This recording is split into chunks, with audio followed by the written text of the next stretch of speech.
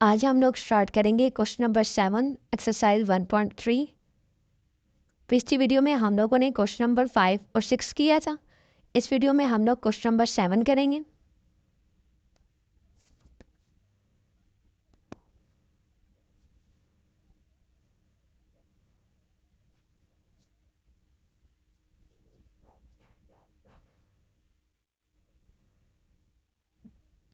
Question number 7 में हमारे पास क्या आ जाता है, if 2 into 2 minus 3 4 M plus 3 into 1 B 8 minus 4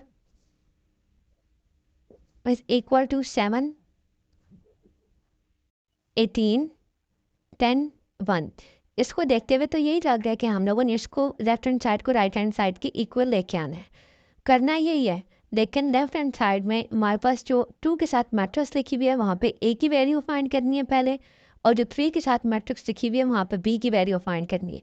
उसके बाद इनको जब सॉल्व करेंगे तो हमारे पास left hand side right hand side की इक्वल आ जाएगी। अब यहाँ पे हम लोगों ने 2 को अंदर मल्टीप्लाई कर दिया, 3 को भी अंदर मल्टीप्लाई कर देंगे। ये क्या आ जाएगा, 3 बी 24 माइनस 12। अब जिस तरह से हम लोग कॉरेस्पॉन्डिंग एंगल्स को आपस में इक्वल लेके आते थे, इसी तरह से हम लोगों ने जिस तरह 1.1 में किया था अभी भी यही कंसेप्ट यूज़ करेंगे कि कॉरेस्पॉन्डिंग एलिमेंट्स को कॉरेस्पॉन्डिंग एलिमेंट्स के इक्वल लेंगे। यहाँ पे अब हम लोगों ने क्या किया, 7 8 प्लस 3 भी इन दोनों को ऐड कर दिया, -6 प्लस 24 18 आ जाता है, 2a माइनस 12 आ गया, ब्रैकेट क्लोज। अब दूसरी मैट्रिक्स उसी तरह से लिखेंगे। दो मैट्रिसेस जब भी आपस में इक्वल हो उनके कॉरस्पॉन्डिंग एलिमेंट्स भी आपस में इक्वल होते हैं। यहाँ से 8 प्लस 3 भी इज इक्वल टू 10 आ जाएगा। 2a इसको इक्वेशन 1 कह देंगे, 2a minus 12 is equal to 1, इसको हम इक्वेशन 2 का नाम दे देंगे। अब हम लोग सबसे पहले a की वैल्यू निकालेंगे बाय सॉल्विंग इक्वेशन 2, b की भी निकाल सकते हैं bye solving equation 2। we get the value of a।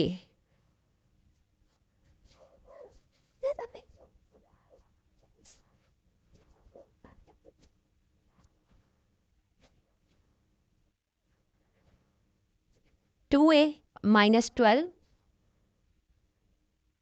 अब 12 को दूसरी साइड पे 1 के साथ ले जाएंगे, प्लस 12 आ जाएगा, 2a इज इक्वल टू 13 हो गया।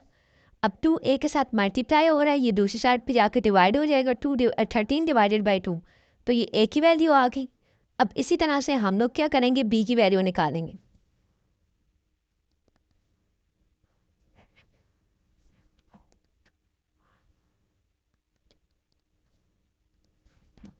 अब इक्वेशन 1 से हम लोग b की वैल्यू निकालेंगे by solving equation 1, we get the value of b। यहाँ पे by solving equation 1 we get the value of b। 8 plus 3b is equal to 10 आ गया।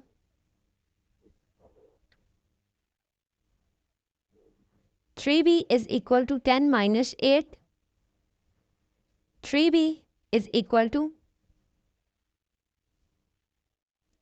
2 आ जाता है, और 3 को जब डिवाइड करेंगे तो वो 2/3। अब जब हम लोग इन मैट्रिसेस के अंदर ये a और b की वैल्यू पुट करेंगे तो हमारे पास आंसर सेम आ जाएगा। हम लोगों ने सिर्फ इस क्वेश्चन में a और b की वैल्यू फाइंड करनी थी। अब हम लोग स्टार्ट करते हैं क्वेश्चन नंबर 8। क्वेश्चन नंबर 8 में हम लोगों को सिंपल दो मैट्रिसेस दी हुई है, a और b, और हम लोगों ने कुछ क्वेश्चन दिए हैं उनको सॉल्व करना है उन मैट्रिसेस को लेके। अब मैट्रिक्स हमारे पास क्या दी हुई है, ए हमारे पास दिया हुआ है 1 2 0 1, और बी हमारे पास दी हुई है 1 1 2 0। अब हम लोगों ने वेरीफाई क्या करना है, देन वेरीफाई दैट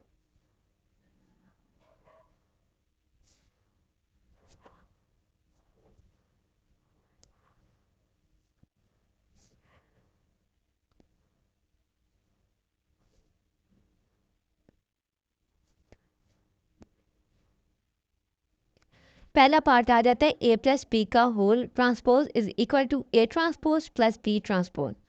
अब पहले हम लोग लेफ्ट हैंड साइड सॉल्व करेंगे, फिर राइट हैंड साइड। अब लेफ्ट हैंड साइड पे हमारे पास क्या आ जाता है, पहले ए और बी दोनों मैट्रिसेस को ऐड करेंगे और उनका ट्रांसपोज देंगे। उसके बाद राइट हैंड साइड पे पहले ए का ट्रांसपोज देंगे, फिर बी का ट्रांसपोज देंगे और इन दोनों को ऐड करेंगे।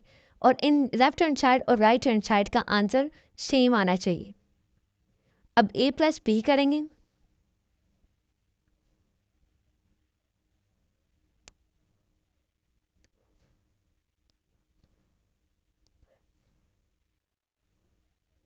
1 2 1 0 1 plus 1 2 plus 1 0 plus 2 1 plus 0। अभी इसका आंसर क्या आता है, 2 3 2 1।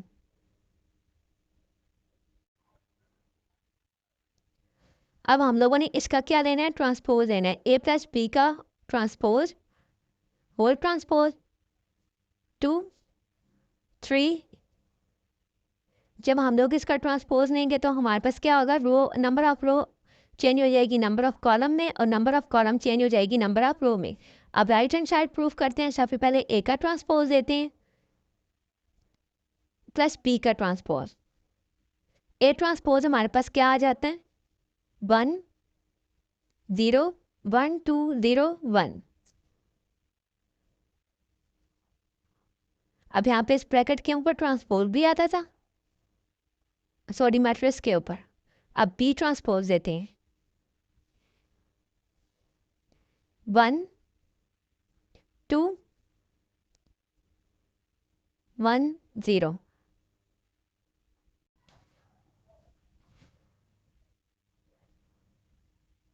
1 1 2 0। अब A transpose plus B transpose. अब ए ट्रांसपोज हमारे पास क्या बनता है, 1 0 2 1 प्लस 1 2 1 0। अब इन दोनों को ऐड करेंगे, 1 प्लस 1 0 प्लस 2 2 प्लस 1 1 प्लस 0 2 2 3 1।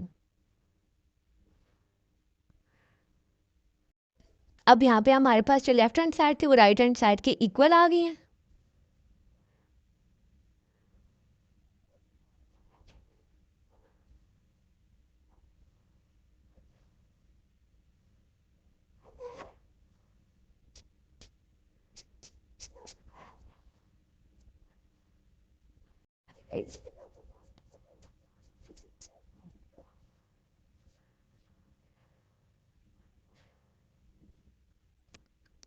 अब इसका पार्ट नंबर 2 जो वो पार्ट नंबर 1 की तरह,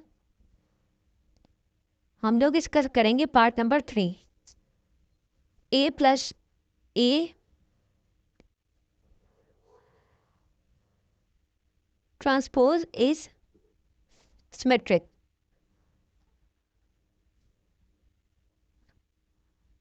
इस क्वेश्चन में हम लोगों ने क्या बताना है कि ए प्लस ए ट्रांसपोज वाली जो मैट्रिक्स है वो क्या है, सिमेट्रिक है।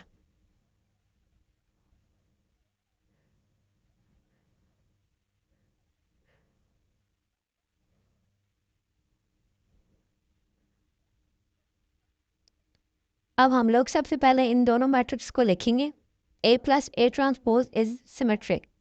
ये हम लोगों को क्वेश्चन में उन्होंने बताया है। कि हमने प्रूफ क्या करना है, A plus A transpose is symmetric. To show that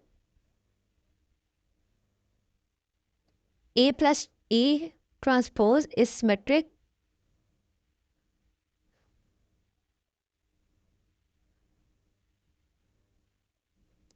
we will show that A plus A transpose whole transpose is equal to A plus A transpose.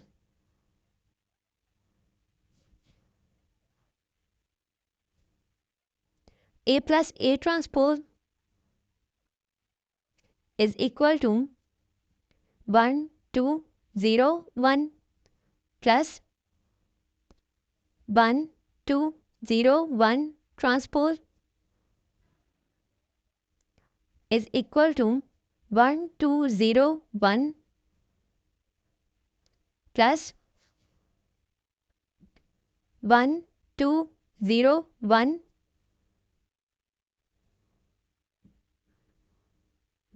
2 2 2 2। अब इसका जब हम लोग होल ट्रांसपोज लेंगे तो वो भी वापस यही मैट्रिक्स आएगी हमारे पास। तो हम लोगों के पास ये प्रूव हो जाता है कि A plus A transpose is symmetric, क्योंकि लेफ्ट हैंड साइड और राइट हैंड साइड हमारे पास क्या आ गई है, बराबर आ गई।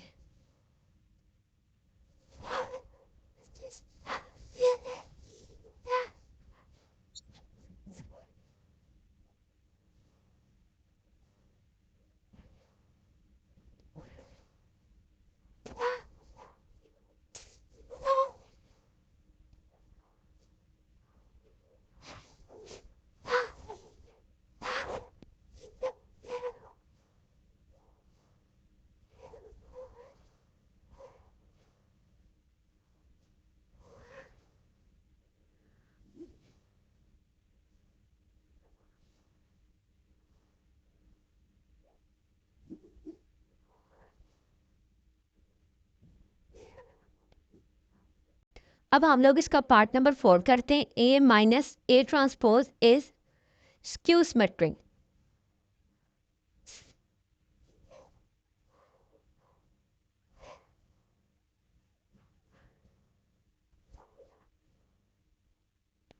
अब हम लोगों ने यहाँ पे ये शो करना है कि ए माइनस ए ट्रांसपोज हमारे पास क्या आ जाती है, स्क्यू सिमेट्रिक आ जाती है। We will show that A minus A transpose whole transpose is equal to minus into A minus A transpose.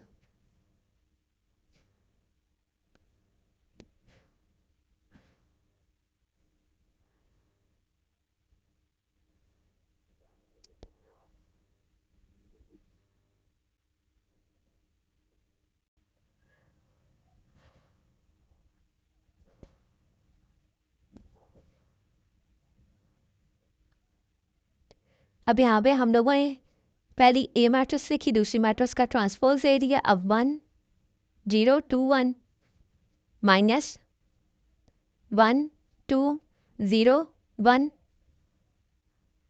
अब इन दोनों को सब्ट्रैक्ट कर देंगे तो ये क्या आ जाता है, 0 2 0 0।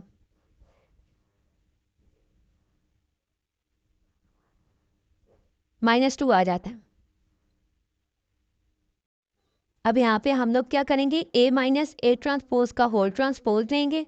अब इसी का जब हम लोग इसी का ट्रांसपोज देंगे तो 0 -2 2 0 इसका ट्रांसपोज दे देंगे। यहाँ पे हमारे पास ये क्या आ जाएगी, 0 2 -2 0। अब हम लोगों ने कहा था कि ए माइनस ए ट्रांसपोज का होल ट्रांसपोज किसके इक्वल होना चाहिए, माइनस इंटू ए माइनस ट्रांसपोज के। मतलब कि ए माइनस ए ट्रांसपोज को जब हम लोग माइनस से मल्टीप्लाई करेंगे तो वो ए माइनस ए ट्रांसपोज के होल ट्रांसपोज के बराबर आनी चाहिए। तो ये हमारे पास इसके बराबर आ गई है, left hand side right hand side के इक्वल हो गई है। तो ये क्वेश्चन हमारे पास क्या हो गया, A minus A transpose is skew symmetric. Part number 5, 6 हमारे पास क्या है, इस एक्सरसाइज के सेम है। ये एक्सरसाइज यहाँ पे 1.3 कंप्लीट हो जाती है।